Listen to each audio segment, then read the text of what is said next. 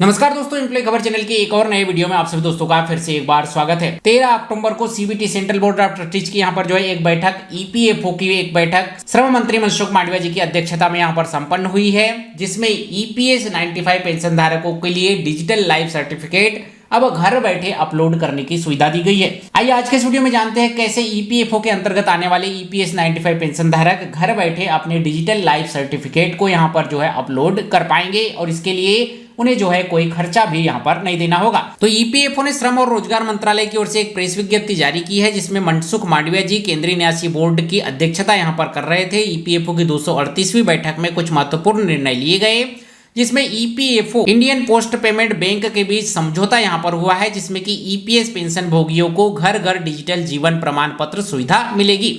इसके विस्तार में यहाँ पर जो है ईपीएफओ ने बताया है कि घर घर डिजिटल जीवन प्रमाण पत्र सेवाओं के लिए ईपीएफओ और पोस्ट पेमेंट बैंक के तहत यानी कि पोस्ट ऑफिस के तहत यहाँ पर साझेदारी की है। बोर्ड ने ईपीएस 95 पेंशन भोगियों को उनके घर तक डिजिटल प्रमाण पत्र सेवा उपलब्ध कराने के लिए इंडिया पोस्ट पेमेंट बैंक के साथ समझौता किया है और इस सेवा की लागत 50 रुपए प्रति प्रमाण पत्र यहाँ पर होगी, जिसका पूरा खर्च ईपीएफओ यहाँ पर उठाएगा। यानी कि आपको आपका डिजिटल लाइफ सर्टिफिकेट घर बैठे इंडियन पोस्ट पेमेंट बैंक डाकघर के थ्रू आप घर बैठे यहाँ पर जो है अपना जीवन प्रमाण पत्र आप सबमिट कर पाएंगे। इसके लिए इंडियन पोस्ट पेमेंट बैंक की ओर से 50 रुपए का चार्ज लिया जाता है और ये 50 रुपए का चार्ज भी आपको अपनी जेब से नहीं देना होगा। ईपीएफओ खुद इसका जो है चार्ज यहाँ पर वहन करेगी।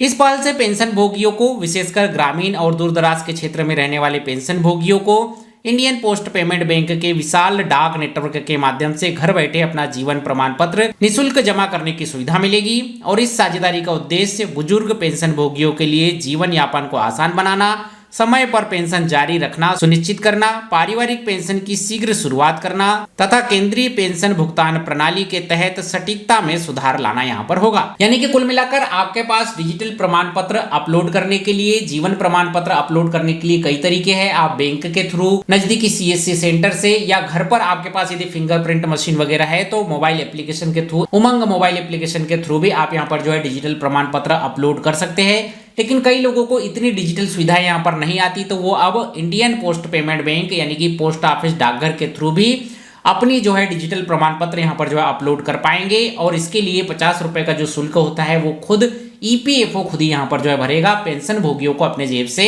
इसका खर्चा नहीं देना होगा। तो ये एक नई सुविधा ईपीएस 95 पेंशन धारकों के लिए ईपीएफओ की ओर से, श्रम मंत्रालय की ओर से जारी की गई है। अब इसका कितना बेनिफिट पेंशन धारकों को मिल पाता है, ये यहाँ पर जो है देखने वाली बात होगी। यदि आप एक ईपीएस 95 पेंशन धारक है तो ईपीएफओ की ओर से, श्रम मंत्रालय की ओर से लिया गया ये फैसला आपको जो है कैसा लगा, हमें कमेंट करके जरूर बताइए। और इस तरीके से पीएफ पेंशन सरकारी योजनाओं जुड़ने लेटेस्ट अपडेट की जानकारी के लिए हमारे इस चैनल एम्प्लॉय खबर को सब्सक्राइब कीजिए। मिलते हैं अगले वीडियो में। जय हिंद, वंदे मातरम।